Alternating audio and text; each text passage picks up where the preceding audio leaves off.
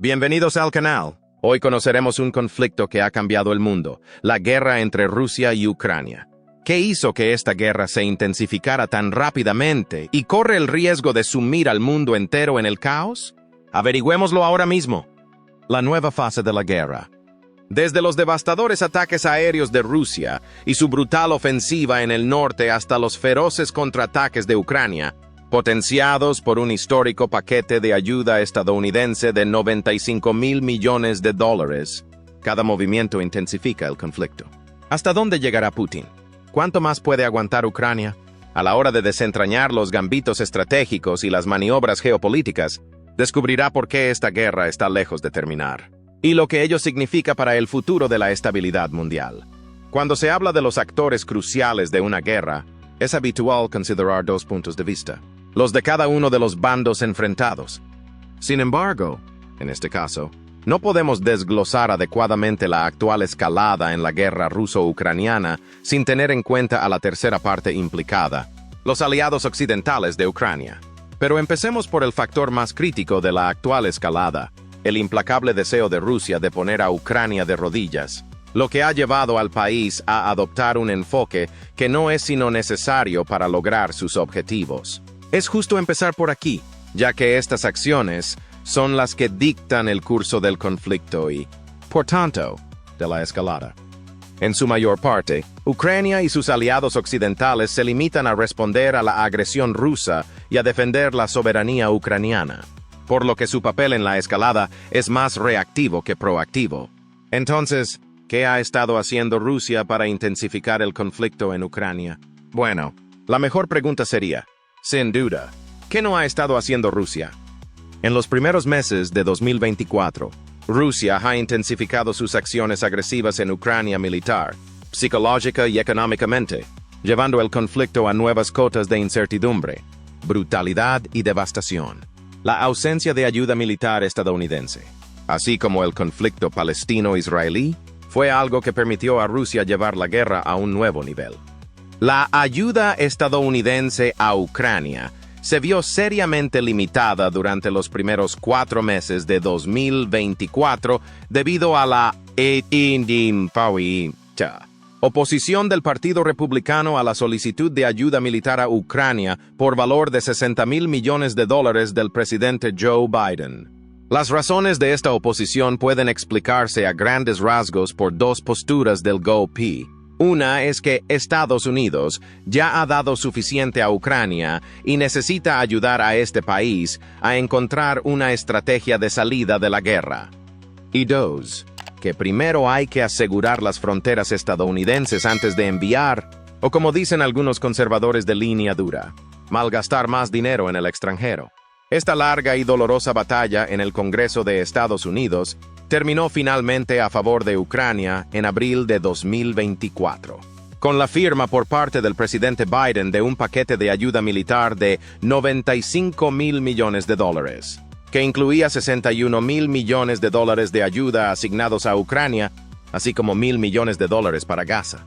Inmediatamente después de la firma del paquete de ayuda, Ucrania recibió ayuda militar por valor de $1,000 millones, a la que seguirían otros desembolsos en los próximos meses.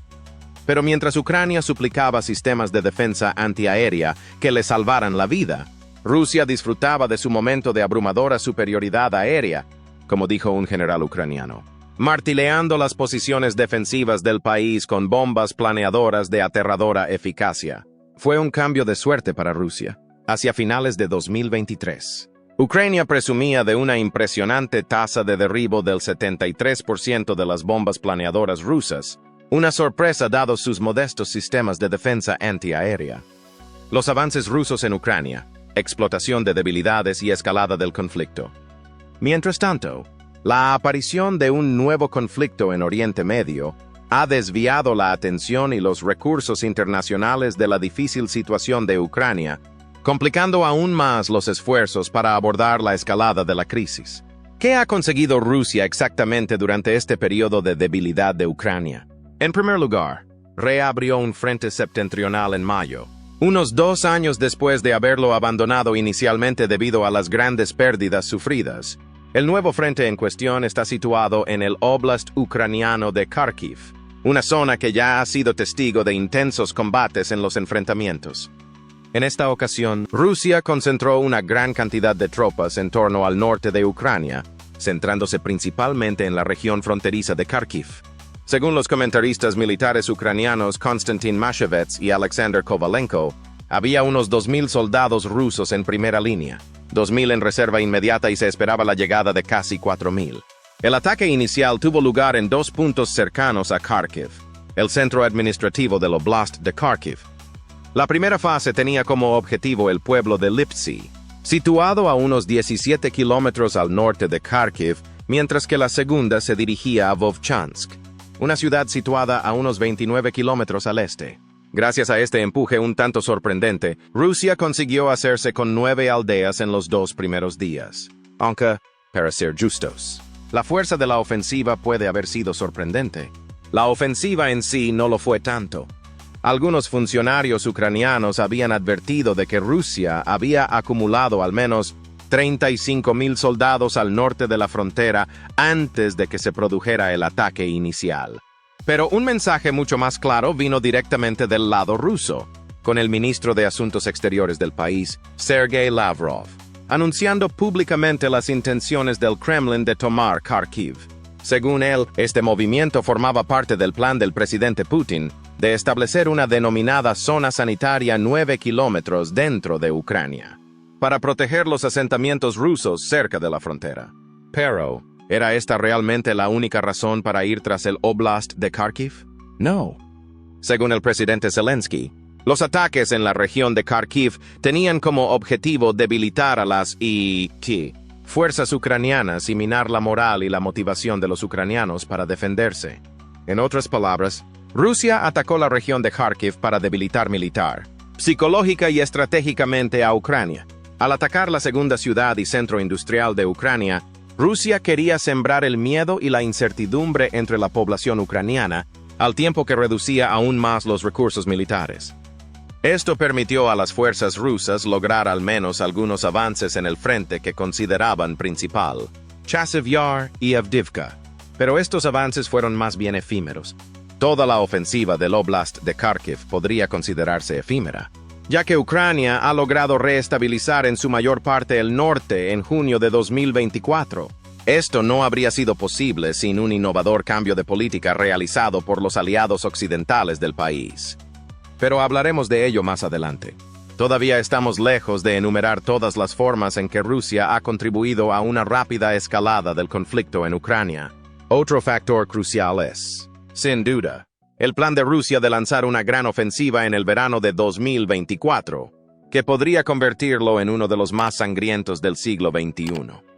Muchos expertos militares ven esta ofensiva planeada como la escalada de todas las escaladas, parte de los movimientos cada vez más atrevidos de Rusia que se han producido en los últimos meses. Por ejemplo, solo entre marzo y abril, los ataques rusos aumentaron un 17%, según el Ministerio de Defensa británico. Alrededor de 3/4 partes de estos ataques se concentraron en el este, lo que sugiere que Rusia está dando prioridad a la conquista de Donetsk y Luhansk, las dos regiones administrativas que conforman el Donbass ucraniano. A finales de junio de 2024, Rusia no ceja en sus ataques en la región, lo que lleva a algunos expertos a creer que la tan temida ofensiva de verano ya ha comenzado. Las fuerzas rusas comenzaron a aumentar la intensidad de sus ataques el 18 de junio, centrándose en la zona de Toretsk-Holivka, al suroeste de Chasiv Yar y al noreste de Avdiivka. Esta zona fue objeto de otra intensa oleada de ataques entre el 9 y el 22 de junio, lo que permitió a Rusia lograr varios avances tácticos en la región. Para llevar a cabo esta temida ofensiva de verano, se espera también que Rusia reclute 300.000 nuevos soldados antes de finales de junio de 2024. Sin embargo, a principios de este mes, el presidente Putin declaró que no había necesidad de movilizar tropas, ya que muchos voluntarios se habían unido a las filas militares rusas. Según Putin, más de 160.000 personas se han presentado voluntarias para unirse a las fuerzas rusas solo en 2024, después de que más de 300.000 individuos hicieran lo mismo el año anterior. Incluso si tomamos la declaración de Putin con un grano de sal, lo que el mundo siempre hace, Significaría que Rusia tiene suficientes tropas para continuar la escalada. Dado el número de tropas que el país ha perdido hasta ahora, queda claro que Putin realmente no se detendrá ante nada para lograr sus objetivos, ni siquiera sacrificando cientos de miles de vidas de voluntarios rusos y extranjeros. Por eso, en este periodo de escalada se ha registrado uno de los mayores índices de bajas de toda la guerra. Las cifras de bajas. Según el Estado Mayor de las Fuerzas Armadas de Ucrania, Rusia ha perdido 55.160 soldados entre el 1 de marzo y el 1 de mayo. Sin embargo, solo en mayo, el número de tropas perdidas aumentó en la asombrosa cifra de 38.940, lo que pone de manifiesto la intensificación del conflicto y el elevado número de bajas que se está cobrando entre las fuerzas rusas. Aunque aún no se han publicado las estimaciones para junio, Rusia habría perdido otros 20.000 soldados hasta el 18 de junio, lo que sugiere que el número de bajas sigue siendo alarmantemente alto. En total, desde el comienzo de la invasión, más de 538.000 soldados rusos han perdido la vida por la implacable búsqueda de poder de un tirano. Y si Putin está dispuesto a sacrificar a cientos de miles de sus soldados, no debería sorprender la poca consideración que tiene por las vidas ucranianas. Y no hablamos solo de los soldados, sino también de los civiles. La creciente disposición de Rusia a atacar a la población civil en Ucrania dice mucho de las despiadadas tácticas de Putin. En mayo, el número de víctimas civiles en Ucrania ascendió a 174, el nivel más alto en casi un año. Todo gracias al aumento de los ataques rusos con misiles y bombas contra zonas pobladas cerca de Kharkiv. En comparación con abril de 2024, se ha producido un aumento del 31% en el número de víctimas civiles. Entre las víctimas de mayo de las atrocidades de Rusia figuran 12 personas, que murieron cuando 2 bombas planeadoras impactaron en un supermercado de Kharkov, así como 3 personas, entre ellas un niño y una niña de 12 años, que perdieron trágicamente la vida o resultaron gravemente heridas al ser bombardeado un bloque de apartamentos de 5 plantas en el distrito Novobavarsky de la región. Atacar exclusivamente infraestructuras civiles sin valor operativo pone de manifiesto las medidas desesperadas y brutales que Rusia está adoptando para presionar a Ucrania. Rusia también ha estado presionando cada vez más a Ucrania lanzando ataques masivos contra la red eléctrica del país. Cada nuevo ataque a la red parece superar al anterior. Cada vez se les califica como el mayor hasta la fecha, lo que demuestra la creciente intensidad del conflicto. En el momento de realizar este video, el último de estos ataques tuvo lugar el 22 de junio. Era la 8ª vez que Rusia atacaba la red eléctrica de Ucrania en los últimos 3 meses. Esta vez, el sistema de defensa antiaérea de Ucrania consiguió derribar 12 de los 16 misiles disparados y los 13 drones enviados por Rusia. Sin embargo, los misiles restantes consiguieron causar algunos daños, hiriendo a trabajadores del sector energético y dañando equipos. Desde que Rusia empezó a bombardear las instalaciones energéticas ucranianas a finales de marzo, ha conseguido acabar con la mitad de la capacidad de generación eléctrica del país, según el presidente Zelensky. Aunque el país empezó a comprar energía a la Unión Europea para compensar el déficit, la intensidad de los ataques rusos hace prácticamente imposible recuperar el retraso.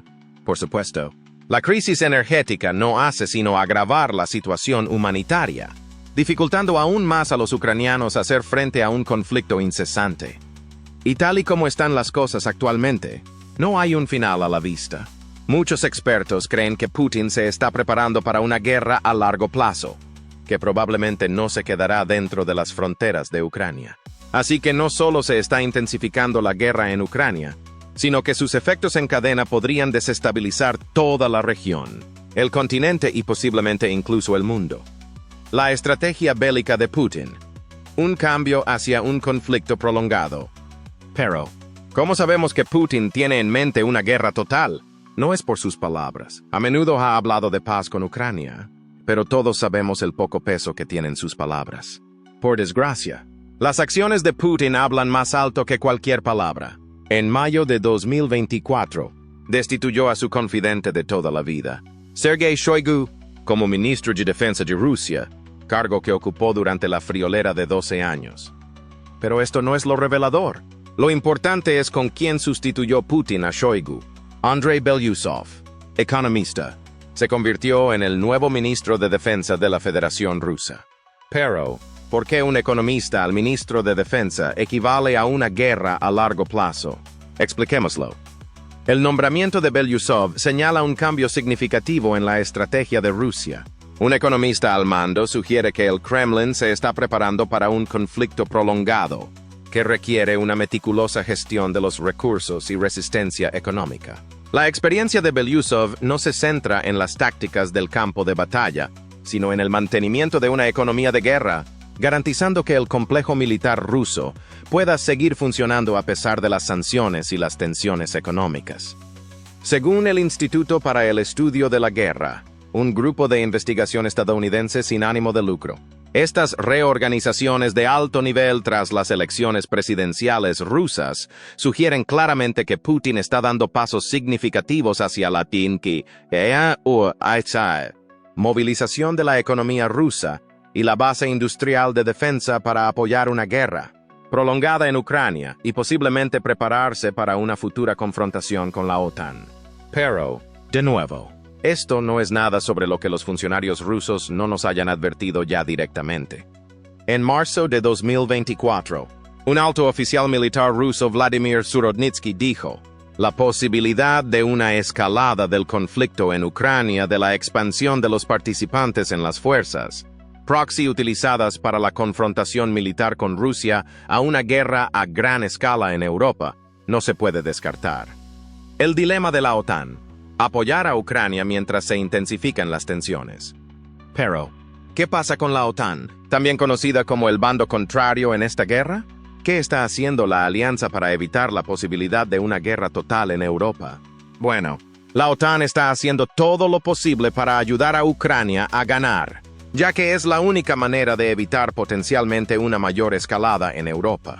Pero, paradójicamente, los movimientos realizados por los aliados occidentales de Ucrania con este objetivo también están contribuyendo a la escalada del conflicto.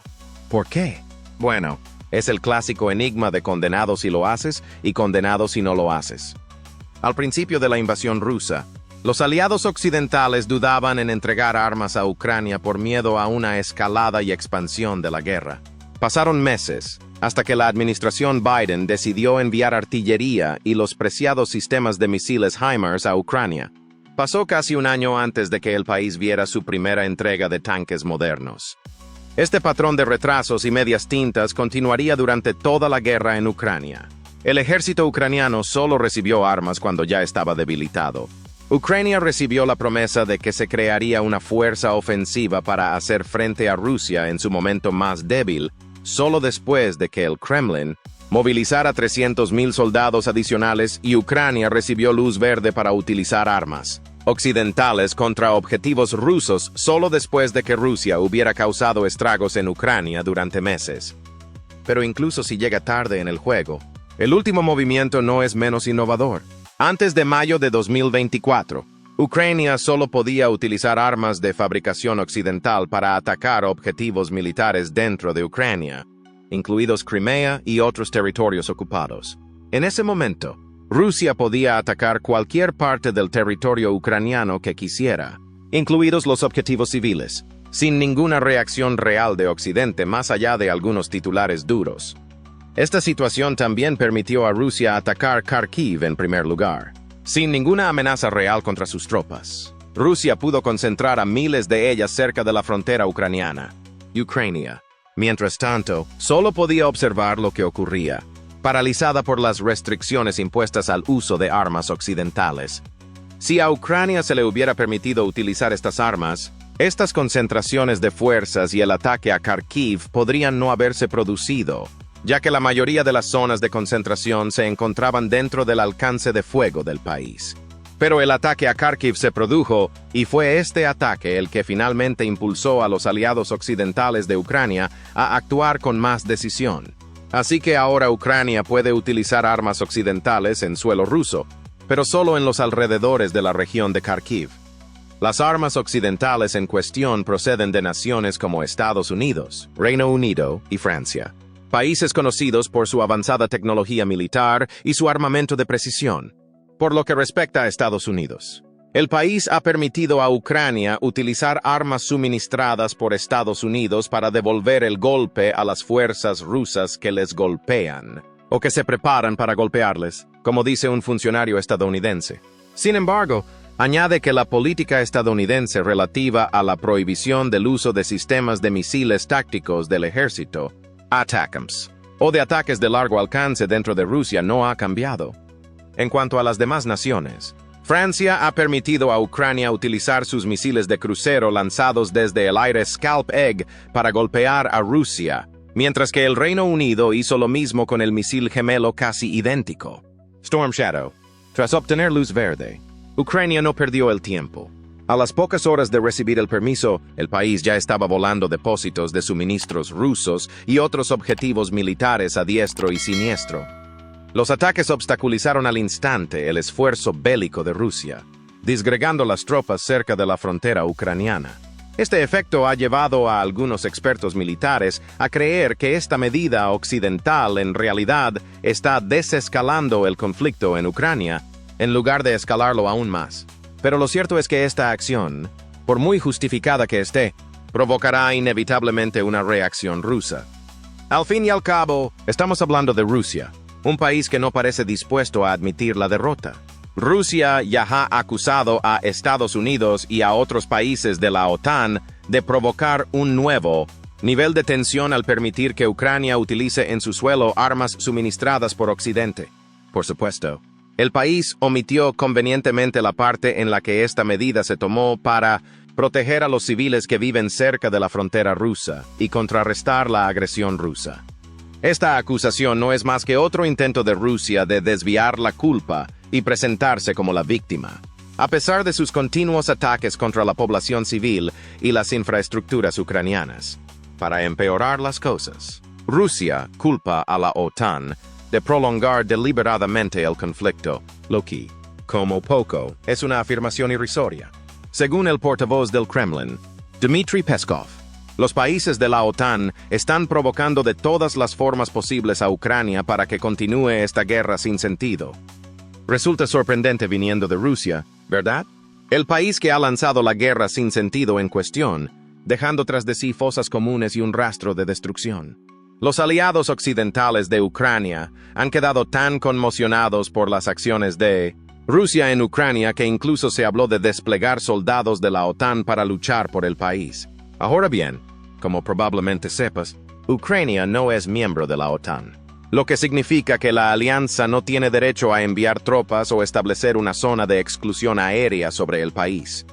Sin embargo, esto no impidió que el presidente francés Emmanuel Macron insinuara que Francia podría enviar tropas para defender a Ucrania. Este sentimiento fue compartido por varias naciones europeas, incluidos los países bálticos, que también podrían encontrarse en el camino de la destrucción de Rusia. El mero hecho de que esta idea se esté gestando y compartiendo públicamente muestra claramente que las naciones europeas harán prácticamente cualquier cosa para impedir que Rusia gane la guerra.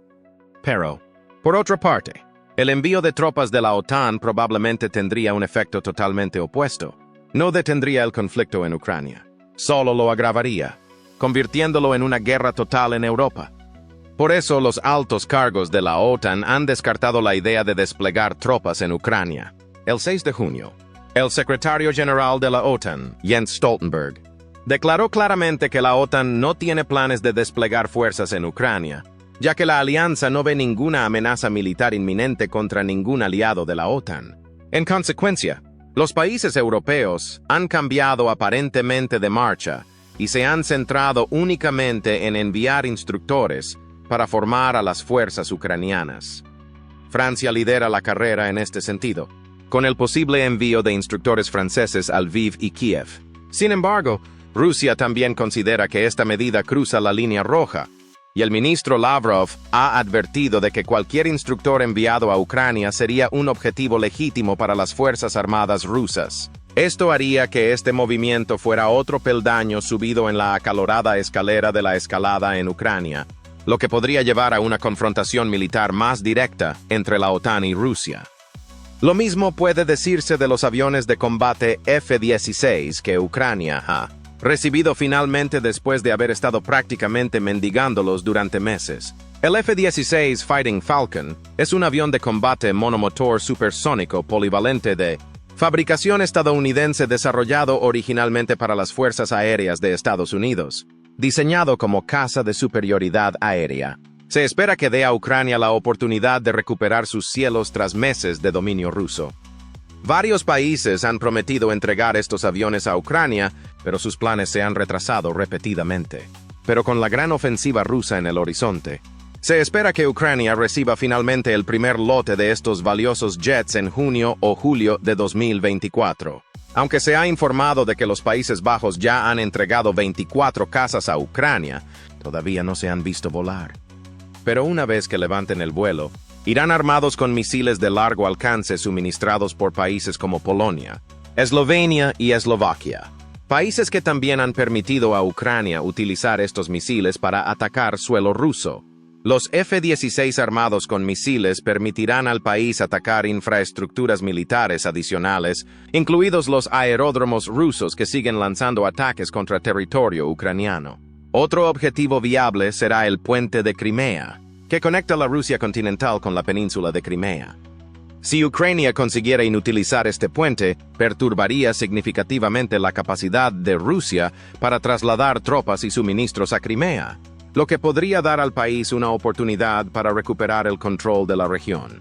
Además de los Países Bajos, Bélgica, Dinamarca y Noruega se han comprometido a entregar F-16 a Ucrania. Cuando se cumplan todas las promesas, el país debería disponer de unos 80 de estos avanzados aparatos. Esto supondría un impulso monumental para la flota actual de Ucrania, compuesta principalmente por aviones MiG-29, Su-24 y Su-25. Incluso antes de la tensión y los daños que la guerra había causado a estos aviones, ya estaban anticuados y eran muy inferiores a los F-16. Los cazas F-16 pueden transportar una mayor carga de armamento, 2 bombas de acero, 9 toneladas, 2 misiles AIM-9, 2 AIM-120 y 2 depósitos externos de combustible de 1 tonelada. Estos aviones también cuentan con sistemas de radar más sofisticados y potentes y suelen ser más fáciles de pilotar en general. Solo por esta descripción, es obvio por qué se espera que los aviones F-16 cambien las reglas del juego de las fuerzas ucranianas. También está claro por qué Rusia ve estos aviones como un paso más en la escalada del conflicto que podría justificar una respuesta devastadora. Por otra parte, Rusia considera casi cualquier movimiento defensivo por parte de Ucrania como una escalada, provocación o agresión. Así es como el país justifica muchas de sus acciones militares, incluso cuando está claro como el día que violan el derecho internacional o los derechos humanos. Teniendo esto en cuenta, veamos qué movimientos ucranianos se han considerado una escalada en la guerra en curso. Ataques de Ucrania, destrozar la moral rusa y escalar el conflicto. Ya hemos mencionado la mayor de ellas. El uso de armas suministradas por Occidente para sembrar el caos en suelo ruso. Gracias a su inmensa arrogancia, las fuerzas rusas hicieron muy poco por ocultar, fortificar o proteger los depósitos de suministros y las zonas de concentración cerca de las fronteras ucranianas. ¿Cuál fue el resultado? Los sistemas de defensa antiaérea rusos, valorados en $800 millones, ardiendo en llamas. Lo mismo ocurrió con toneladas de munición, varias posiciones estratégicas y la infraestructura que Rusia necesitaba para amenazar Kharkiv. Pero este movimiento hizo mucho más que simplemente destruir algunos recursos militares.